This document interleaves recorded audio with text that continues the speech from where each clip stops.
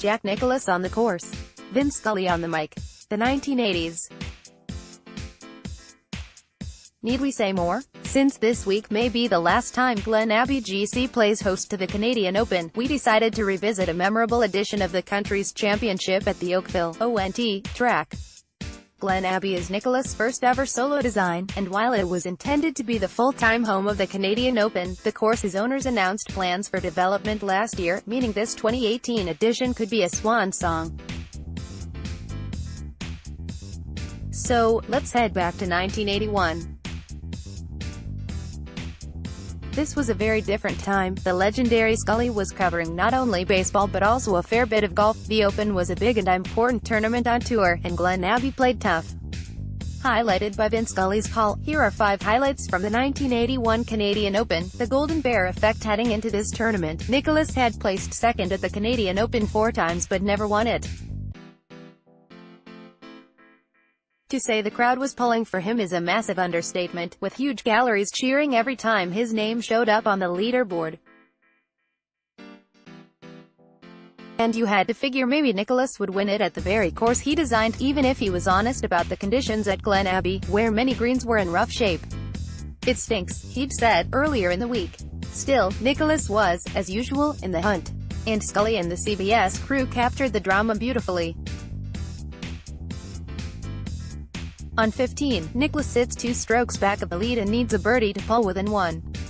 As soon as he strikes his putt, you hear that roar from the gallery, and then a sad sigh as his ball stops on the lip of the cup. "Wait for the wind," one fan yells. "It did one more turn," Scully says, and the line read perfectly. After Nicklaus leaves birdie putts on 16 and 17 short, Scully observes, "Those misses become very expensive." Indeed. Nicklaus needs an eagle at 18 to tie clubhouse leader Peter Osterhuis. His approach shot lands some 20 feet from the hole on number 18, keeping that chance alive. "The man with a look at eagle needs an eagle and he is that close to one," Scully says. "In honesty, it's gonna be a very tough putt, but he's still alive," much to the delight of the huge crowd at the 18th at Glen Abbey. Oh, what a precious moment here in the waning minutes of the 1981 Canadian Open. And now you talk about drama. It is center stage, and as usual, right in the middle of the spotlight is Jack Nicklaus. He's maybe 19 feet or thereabouts from the cup. He's putting for eagle.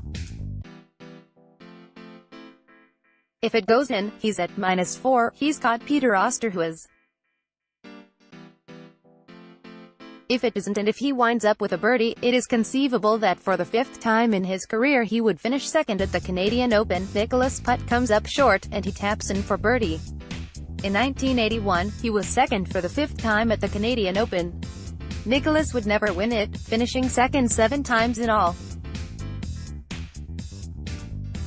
Oh, Canada. The narrative around this tournament hasn't changed in the last 37 years. Pat Fletcher is still the last Canadian to win his National Open. The Canadian Open does not really have much of a Canadian flavor to it, Scully points out in the CBS broadcast. They haven't had a Canadian win their Open since back in 1954. And while no Canadian has yet to end the drought, there are a lot more homegrown touches in other aspects of the tournament today than there were then. 2 of the headline sponsors in 1981 were American, in United Airlines and Michelob. This year, the 7th green will be designed like a hockey rink. The title sponsor is the Royal Bank of Canada, and Toronto Brewed Steam Whistle is the headliner beer. There's some Canadian flavor for you.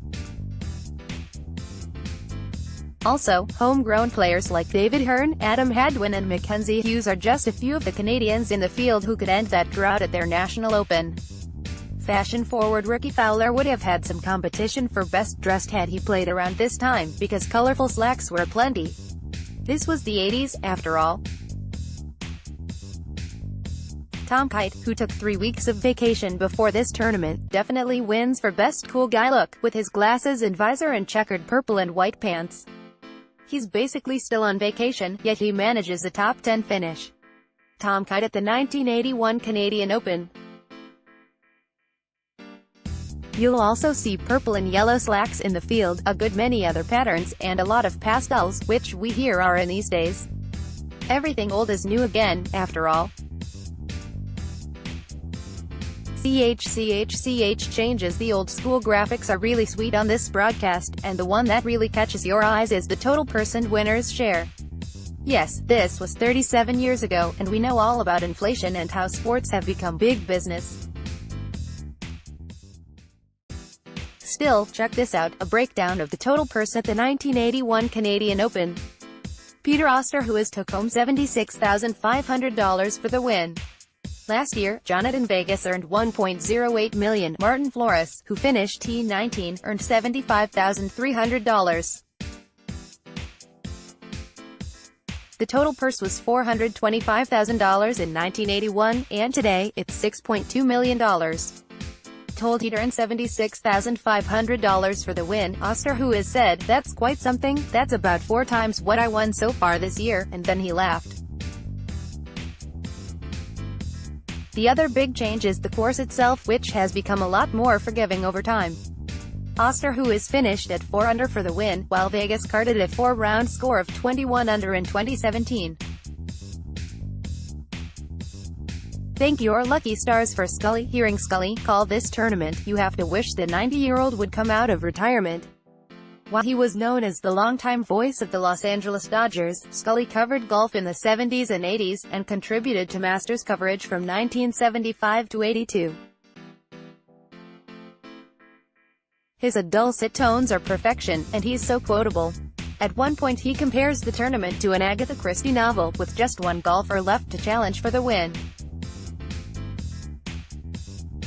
And Scully has a field day with Osterhuis, whose last name is pronounced Oosterhuis. Peter Osterhuis is in the house with a 1-stroke lead, Scully says, later commenting that Osterhuis is playing with house money. Classic. With a handful of golfers still able to tie it up, with Nicklaus on 18 looking at a shot at eagle, Scully captures it perfectly. Well, there comes a time in every great sporting event where if you're fortunate enough to be there, you thank your lucky stars, Scully says. And we have built up to just such a moment. And we can only hope that the 30th and perhaps final edition of the Canadian Open at Glen Abbey provides much of the same.